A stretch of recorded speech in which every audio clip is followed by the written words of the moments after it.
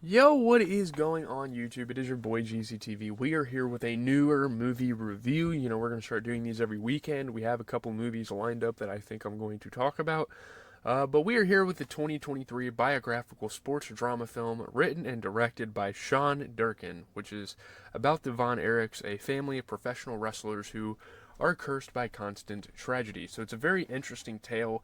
And I watched this movie, and every single time something crazy would happen, I would say, no, fuck, like, what? What are we doing with this plot? But then I realized it's a real fucking thing. And as a childhood WWE fan, I think this was definitely a very interesting movie for me to kind of dive into. So we're going to talk about the plot, and then we're going to kind of get into everything else. Talk about the critical response. How I feel, because I think this is a very riveting, very emotional movie. It gets to be too much sometimes that this was an actual story. So yeah, let's get into it. So the story takes place in 1979, where the world-class championship wrestling company WCCW is owned by retired professional wrestler Fritz von Erich, who once dreamed of winning the NWA World's Heavyweight Championship. And he never did, and he aspires for his sons to do that. That's kind of like the journey of the film. And again, all of this happened. This is very accurate. I read up on like what happened to the Von Erich family. It's super accurate. So just keep that in mind. I'm not going to say that again, but just keep it in mind as we're doing the review. So Fritz has five sons with his wife Doris, from oldest to youngest, Jack Jr., who died as a child, Kevin and David, who both wrestle in WCCW, Carrie, an aspiring discus thrower, and Mike, an aspiring musician. So he's got sons with different passions. Two of his sons are hoping to like follow up on his legacy and win the championship, and that's what he's hoping. Obviously, he wants his other son to do other shit, and he even had like quotes in the movie.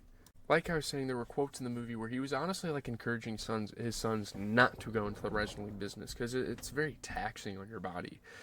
So anyway, Kevin, the current Texas heavyweight champion, like the regional champion, they used to like do that all over the country, starts a relationship with a woman named Pam, who tells her about the Von Erich curse that killed Jack Jr. as a child, supposedly brought on by Fritz changing his last name from Adkisson to his mother's, whose family had suffered constant tragedy, which is why he changed it.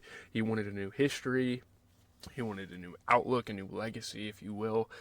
So yeah, it's kind of crazy. He talks about the Von Erich curse, but he never really realizes how bad it's going to get for his family throughout the film. And I think it's so crazy. It's almost like a foreshadow. And I don't know. There were some very questionable aspects of this film because why the fuck was this woman just forcing herself onto Kevin? Like that was weird. But Kevin wins a non-title match against NWA World Heavyweight Champion Harley Race. I think Harley Race is an actual wrestler. He wrestled like I don't know when he was wrestling around, but yeah, he was an actual wrestler. Again, these are all real characters. He won by disqualification, putting himself in the lead to challenge for the title. And if you're like a wrestling fan and you see like the taboo of winning a match by DQ, it's very disappointing. But hey, it was part of the story. It's not like anyone's going to get pissed about it because it was all predetermined, right? So, however, Fritz is disappointed that Kevin took a long time to get up after taking a vertical suplex directly on concrete, but is delighted by David displaying a natural talent for showmanship while cutting a promo. You know what that means, getting on a mic and kind of like saying some shit, moving the story forward. So David's like naturally good at that. And there's a lot of, again, I'm going to make parallels to wrestling in real life because this is a real fucking thing.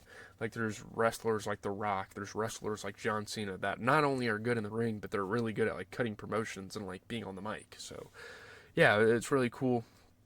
Obviously Kevin was down for a while, but it did create drama. So that was really cool. The 1980 Summer Olympics boycott dashes Carey's hope of competition, and he moves back home where Fritz presses him to also become a wrestler. You really have no other outlet, and you want to be an athlete and all this stuff, and the Olympics took away the discus. So why don't you just join the WCCW? We can get you on. I have a lot of connections. I obviously own the damn thing. We can get you some promotions. So yeah, now their whole family is kind of getting invested. And at a point in the film, their whole family does get invested. So right now it's David, Kevin, and Carrie who are all getting involved. And I mean, obviously their dad's kind of forcing them to do it. But also it's like a family thing. You want to do it for your brothers or whatever.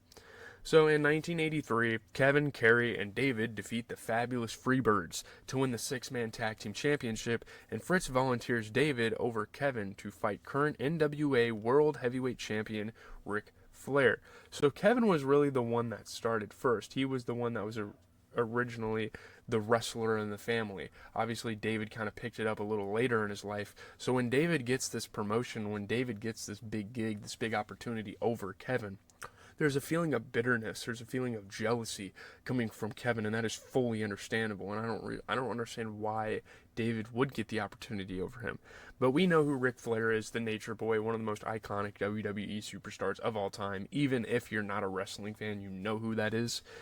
But Kevin and Pam get married, and he reveals at the wedding to an ill David that he will soon be a father. It's a shotgun wedding. It's a wedding where you also announce that you're pregnant, pretty much, is what that is. And I didn't really know that was a fucking thing until the movie, so I thought that was kind of an interesting moment for me. But yeah, obviously David's like really fucking sick in the bathroom, puking blood. It's like getting really concerning, and this is where the movie takes a crazy turn. This is where the crazy shit starts to happen. Like, how could this family be this unfortunate, this unlucky? So a week before his match against Flair, David dies of enteritis while touring in Japan. And enteritis is like it's like an inflammation of the intestine. It's like getting super irritated and like coughing up blood continuously like he was. So yeah, he dies while touring in Japan. This happened in real life. Again, this stuff actually happened. Like, they got this down to a T. So both Kevin and Kerry volunteer to fight Flair in his place, but Fritz lets a coin flip decide, resulting in Kerry being the one to face Flair. Of course, Kevin, the one that is originally the guy that's supposed to be the wrestler in the family, doesn't get the fucking chance. It happened like that in real life, I guess. So, Kerry beats him and wins the World Heavyweight Championship, which was really weird because it felt like some of this shit happened very quickly, but there's more to the story. There's more shit that happens.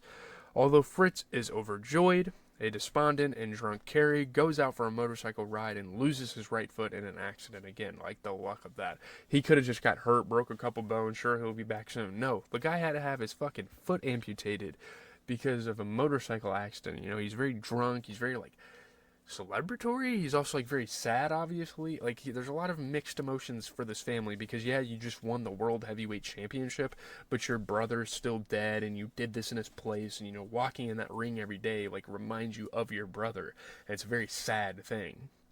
So, yeah, he obviously loses his foot, so he's out of he's out for a while, out of commission, I guess, is how you would say that, for a long-ass time. He does eventually make his way back to the ring, but he's out of it for a while. I think. I don't know. Did he ever make a return to the ring? I don't remember. So, fearing the curse, Kevin has his newborn son, Ross, legally surnamed Atkinson. He wants to move it back, even though both families are kind of cursed. Both families have tragic histories in a way.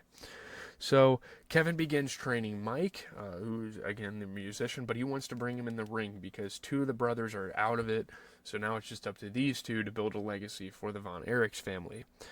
So, Mike badly injures his shoulder during a match and goes into a toxic shock-induced coma during surgery. Like, again, the bad luck on this family. You're going into a shoulder surgery and end up in a coma. Like, that never happens, hardly ever. It happens... it does happen in, like, a lot of joint surgeries, like if you're getting a surgery on, like, a hip, or you're getting surgery on, like, a knee and, I guess, a shoulder. But that's so fucking unfortunate and so unlucky. Again, it's just kind of a test to this family and the bad aura surrounding them.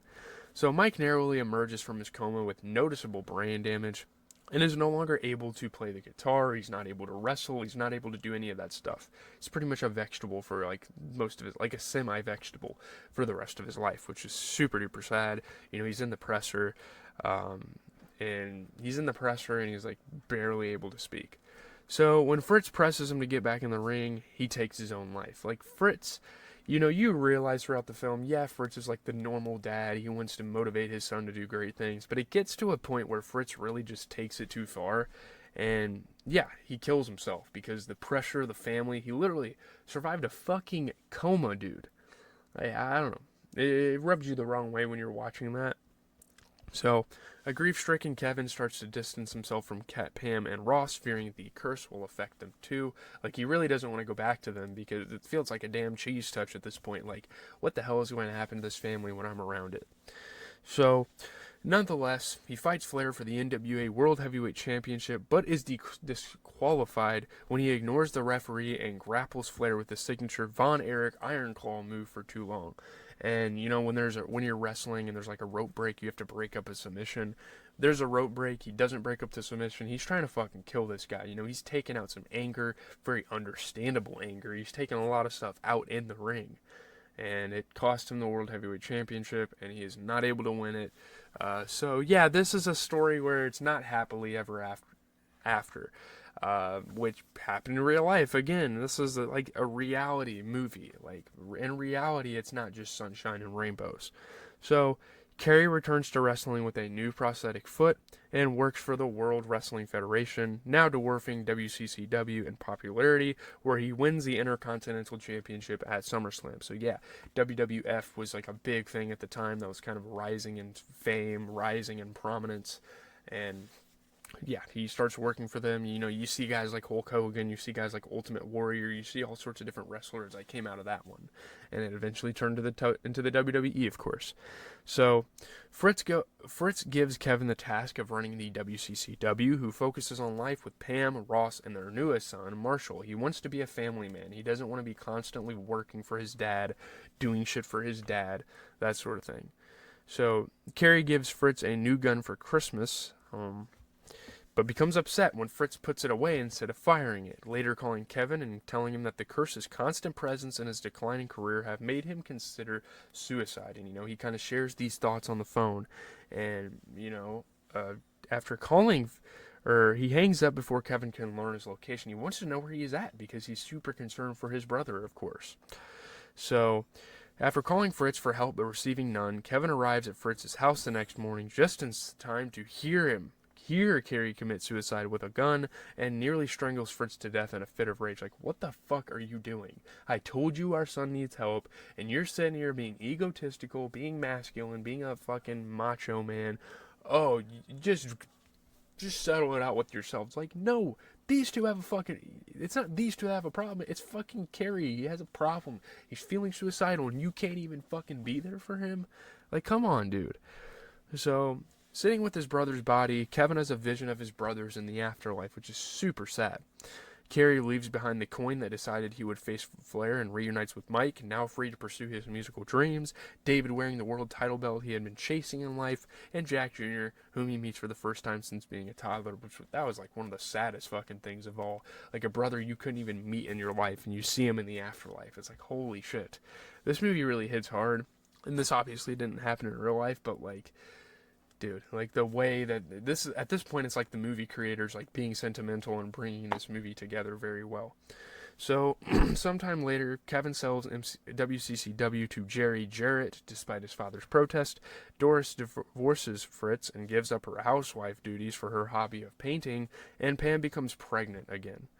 So yeah, you fucking divorced me. He's a piece of shit. Like, he only cared about wrestling. He didn't care about the well-being of his sons. Way to go, Pam. Or way to go, Doris.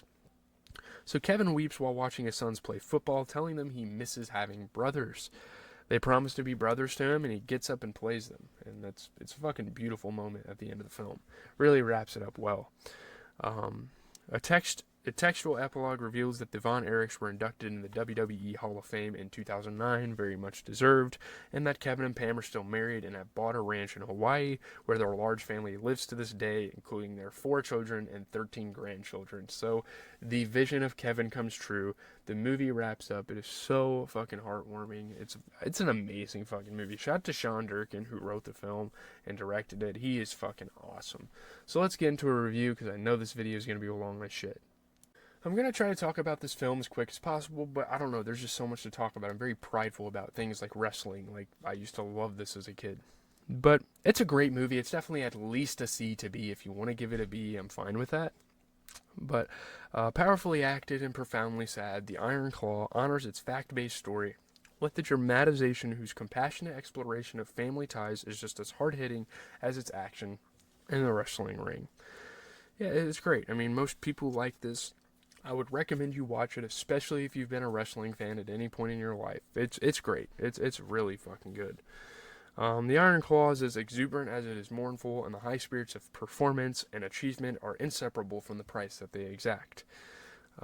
It's a sports movie with genuine existential heft. It has weight to it because it actually happened.